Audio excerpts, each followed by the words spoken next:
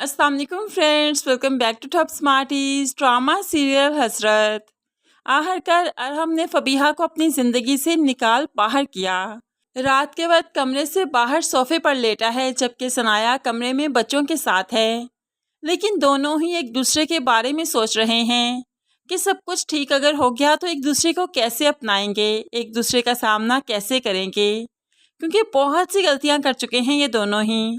इस तरह से अपनी अना को किस तरह से मारेंगे। लेकिन आखिरकार अरहम को ही पहल करना होगी, क्योंकि ज्यादतियां अरहम की तरफ से शुरू हुई थी और अरहम इस बात को खूब अच्छे से समझता है। इसलिए तो बच्चों के स्कूल जाने के बाद जब सनाया तैयार हो रही है अपने ऑफिस के लिए, तो अरहम हिम्मत करते हुए सनाया से बात करने की कोशिश करता है, उससे माफ़ी मांगता है। मैं सब कुछ ठीक करना चाहता हूँ पहले के जैसा।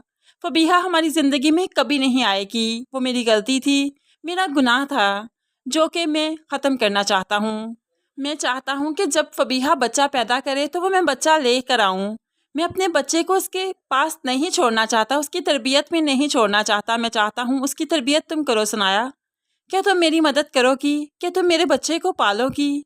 अब यहाँ पर सनाया हामी भर ही लेगी, क्योंकि सनाया बहुत अच्छी माँ साबित होगी और हम जानते हैं कि वो कभी भी किसी भी बच्चे पर जुल्म नहीं कर सकती फबीहा के जैसी।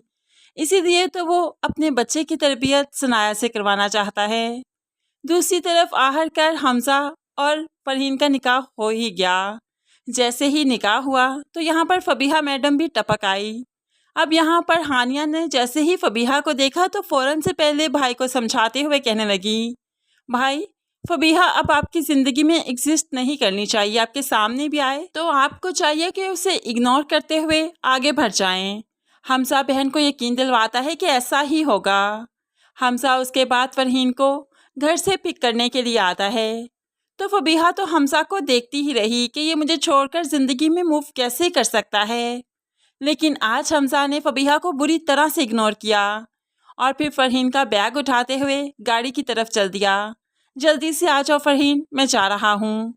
फरहीन भी यहाँ से रुखसत होकर हमजा के साथ चल दी। फबीहा तो बस देखती ही रह गई। अब यहाँ पर फरहीन जब घर पहुँची तो हानिया ने काफ़ी अच्छा वेलकम किया। फरहीन को उसके बेड तक पहुँचाया गया। ऐसे ही हमजा फरहीन के पास आता है, उसे वही कंगन पहनाता है जो कि बहन ने दिए थे हमजा को उसकी दुल्हन को पहनाने के लिए। फरहीन को ये कंगन बहुत अच्छे लगे। ऐसे में उसे बहुत डर भी लग रहा है कि फबीहा जैसे वापस आ चुकी है, होप्स हो कि वो उनकी ज़िंदगी में एंट्री करने की कोशिश करे।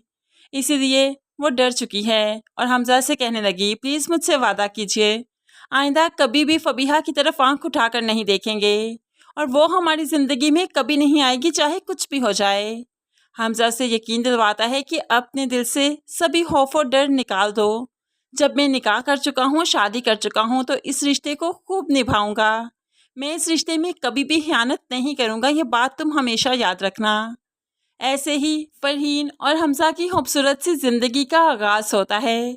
हमजा फबीहा के बारे में सब कुछ भूल चुका है, दिल से फरहीन को अपना चुका है, उसकी कदर करेगा और फरहीन भी इस घर को जन्नत बना देगी। फरहीन की रुखसती के बाद शाहीन बेगम बेटी के लिए पानी का गिलास लाती है।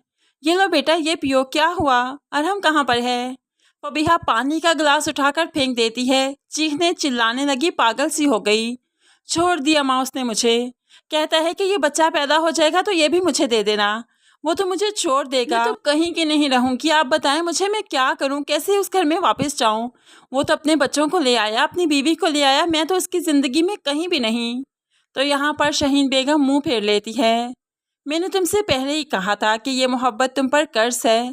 सनाया जब चाहे ये वापस ले लेगी और तुम कुछ नहीं कर पाओगी, क्योंकि उसके पास बच्चों जैसा हथियार था और तुम्हारा बच्चा तो अभी पैदा भी नहीं हुआ। और तुम देखना, अगर उसने तुमसे बच्चा छीन लिया तो तुम्हारी कदर भी नहीं करेगा, तुम्हें भी बहुत जल्द तलाक के पेपर्स मिल जाएंगे। फबीहा, मैं इसी वक्त से डरती थी, तभी तुम्हें बार बार समझाती थी, लेकिन तुमने मेरी कभी एक नहीं सुनी। फबीहा तो माँ की बातें सुनकर और भी पागल हो गई, क्योंकि माँ ठीक कह रही थी। फबीहा ने जो अपने नसीब पर कभी एतबार किया ही नहीं, हमेशा अपना नसीब अपनी हाथों से लिखना चाहा, तो फिर लिख लिया उसने अपना नसीब। और जिन्होंने कुदरत पर यकीन किया वही खुशहाल अपनी ज़िंदगी में आगे बढ़ते जा रहे हैं। बेशक कुदरत के फैसले बहुत अच्छे हुआ करते हैं। फ्रेंड्स, फबीहा का अंजाम तो बहुत बुरा होने वाला है, लेकिन अभी हमें हानिया की शादी भी देखनी है।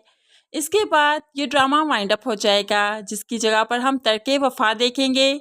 उसकी कास्ट भी काफ़ी अच्छी लग रही है, ड्रामा काफ़ी अच्छा है। होप सो कि वो ड्रामा भी बहुत जल्द हसरत ड्रामे की जगह ले ही लेगा, सबके दिलों में घर कर ही लेगा। तो फ्रेंड्स, आप क्या चाहते हैं कि क्या सनाया को अरहम को माफ़ कर देना चाहिए और ज़िंदगी को एक और मौका देना चाहिए, अपनी मोहब्बत को एक और मौका देना चाहिए या नहीं? ज़रूर कमेंट्स में अपनी कीमती राय का इज़हार कीजिएगा। मज़ीद वीडियोस के लिए चैनल को सब्सक्राइब करके साथ बेल नोटिफिकेशन ज़रूर प्रेस कीजिए, ताकि आने वाली हर वीडियो बहुत आसानी से देख सकें। अल्लाह हाफिज़।